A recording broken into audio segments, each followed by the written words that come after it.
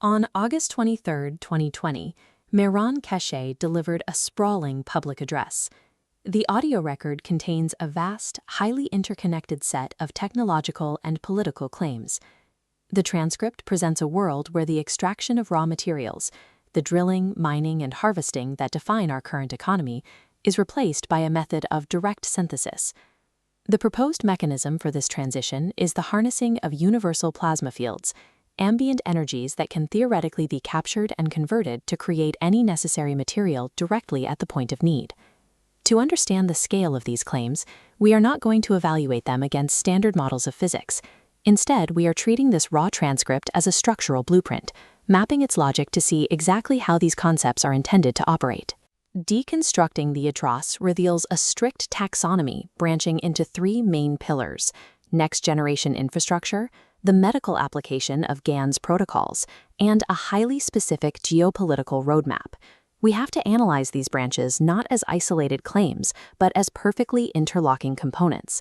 Together, they form the architecture of a complete post-scarcity society. The first pillar of this taxonomy is system engineering, specifically focusing on point-of-need synthesis. The text establishes this not as future theory, but as active application.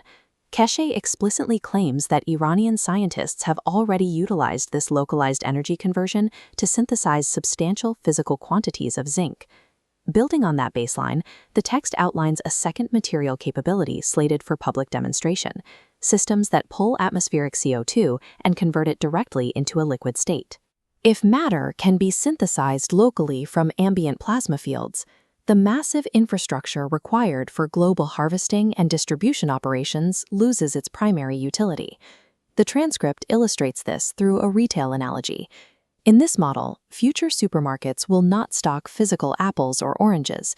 They will house machines that dispense the pure, energetic equivalent of those nutrients directly to the consumer. This branch of the framework attempts to resolve global resource scarcity by replacing physical supply chains with localized energy conversion systems. This energy synthesis model scales directly into terrestrial transportation. Under this framework, physical fuel tanks are eliminated entirely.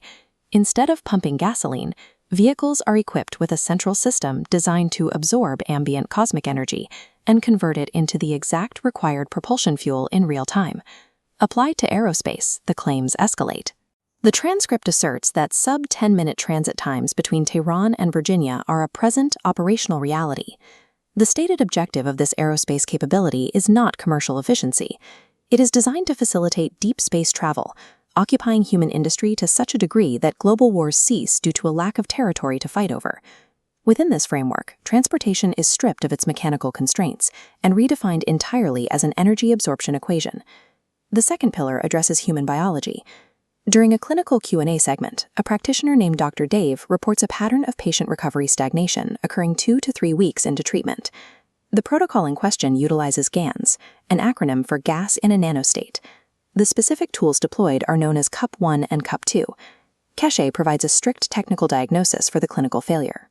He states practitioners are making a critical error, abandoning base Gans waters in favor of heavy 20 to 30% concentrated mixtures. The underlying theory dictates that viral mitigation requires an energy differential. A weaker water solution is required to link with the mutated coronavirus and drain its accumulated energy. There is a strict caveat. Heavy Gans mixtures are authorized solely for short-term, acute viral attacks. Once the attack is reversed, practitioners must immediately return the patient to baseline water protocols to prevent stagnation. Maintaining these energetic links requires rigorous physical upkeep. Keshe notes that in their Chinese production facilities, system plates must be physically swapped every 2 days to maintain continuous linkage with the virus. The text outlines rapid expansion of these claims, detailing new systems deployed in Tehran hospitals that render older mixtures unnecessary, alongside upcoming protocols targeted at over 50 different cancers.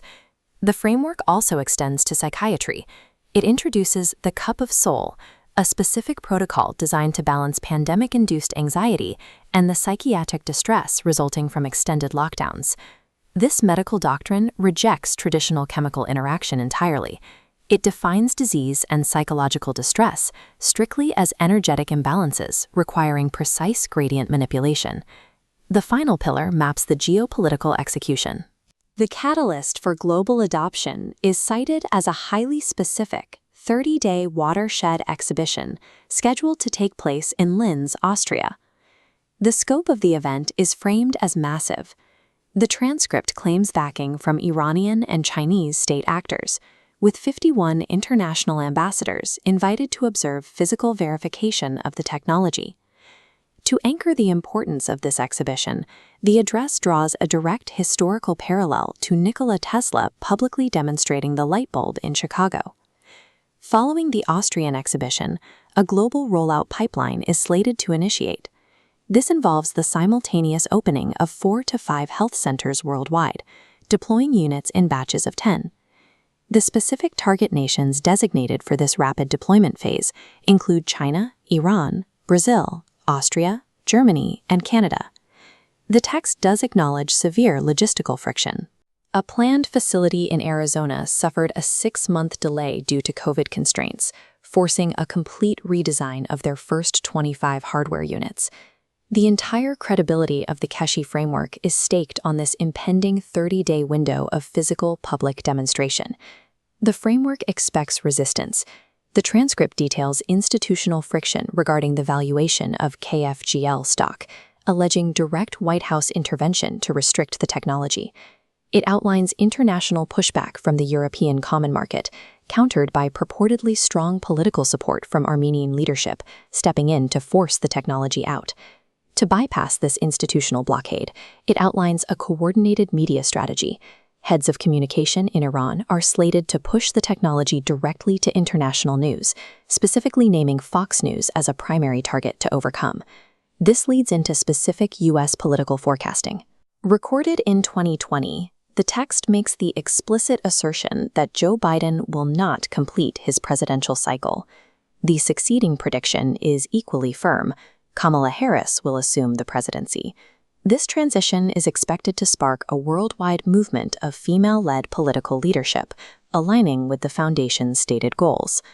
For the architects of this framework, geopolitical upheaval and the collapse of existing power structures are predictable, measurable byproducts of rendering scarcity obsolete.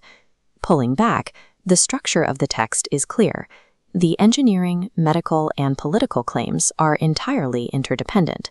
The internal logic holds that if mastery over plasma fields is achieved, it simultaneously solves resource scarcity, halts viral mutations, and renders territorial conflict economically useless.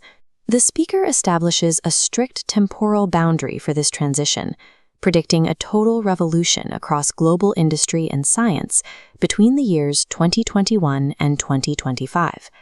According to the text, the catalyst for this timeline depends entirely upon the physical delivery of functioning systems at the Austrian exhibition. The transcript is a blueprint promising total independence from current financial systems, from medical systems, and agricultural systems, through the decentralization of energy.